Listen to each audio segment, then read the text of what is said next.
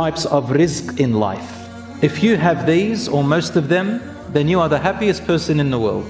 Number one, peace and tranquility of your soul. Ruh. Number two, purity of your heart. Number three, clarity of your mind.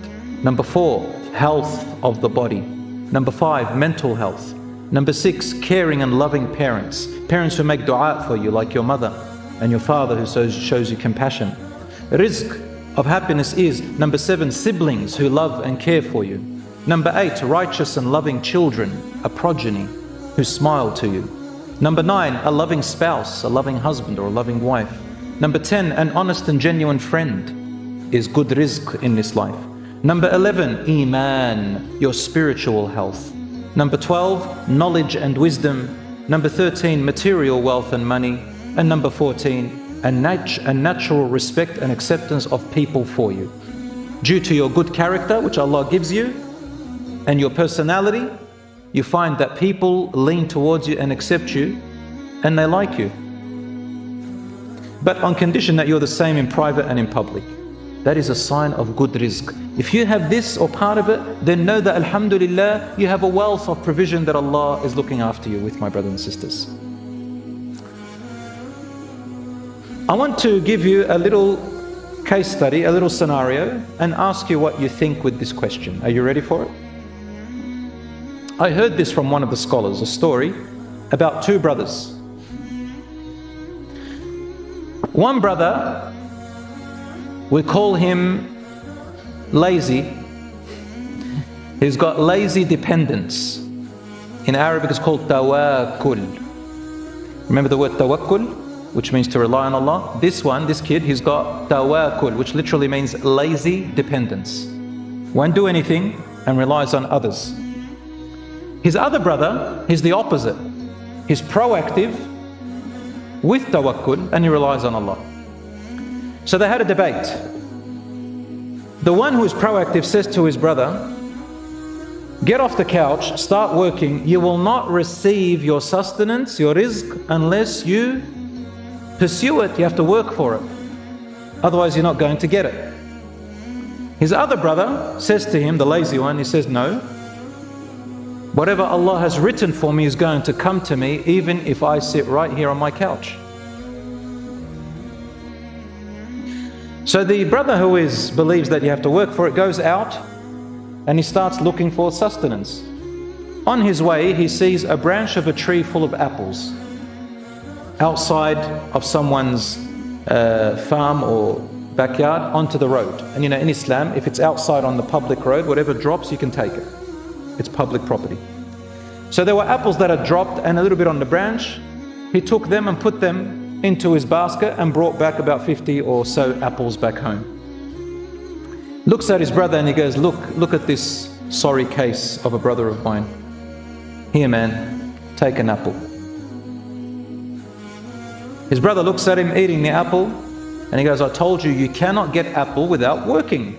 I had to go out seeking it and this is why I got the apples. His brother smiles at him and he goes, you've lost the case. I sat here and the apple came to me.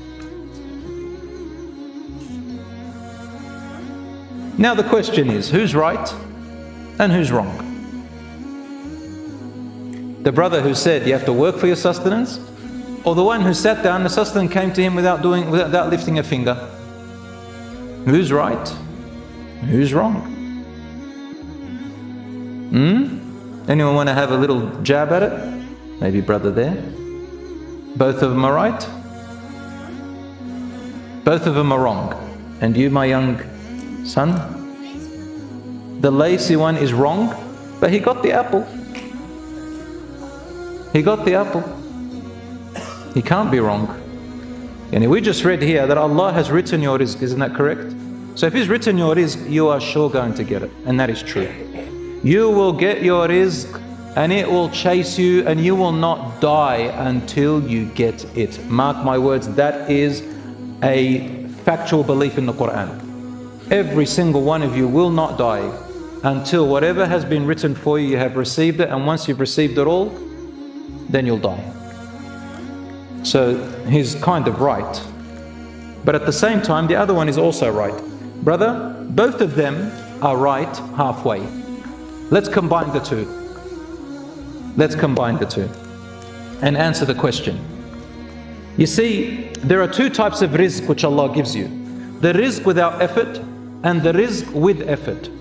About 70% of the rizq which is with effort is a given. And about 20 or 30% could be rizq without effort.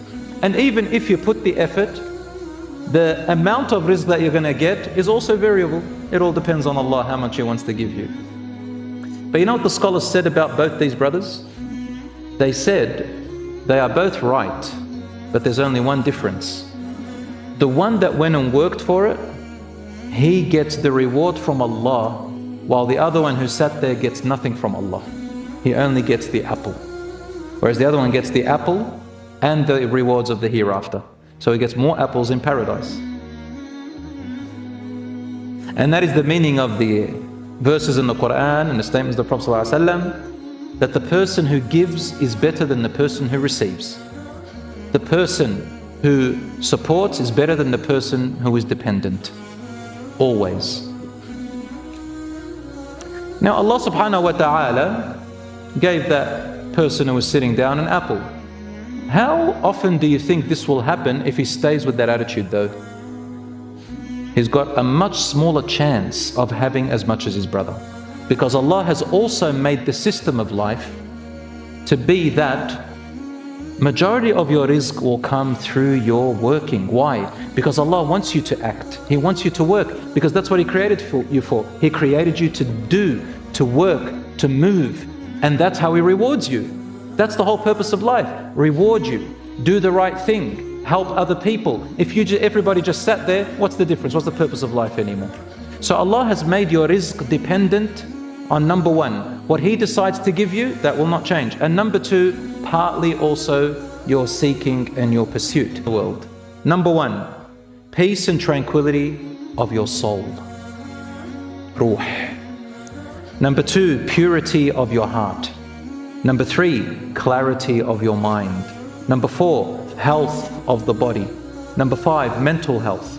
Number six, caring and loving parents. As for the rest of it, yes, your rizq will still come to you, some of it by you sitting down. Example, if a person inherited a large amount of wealth from their parents who passed away. You didn't do anything, they did everything, but you inherited it. You didn't lift a finger. That's rizq from Allah. Alhamdulillah. A person can go fishing. You fish, and you may come with fish, you may not come with fish. Isn't that right? That's also rizq from Allah subhanahu wa ta'ala. You can think about the tidal waves, you can think about the timing, you can think of, get some information, you can use your resources, but at the end of the day, the outcome is to who? To Allah subhanahu wa ta'ala. But Allah never leaves anyone out.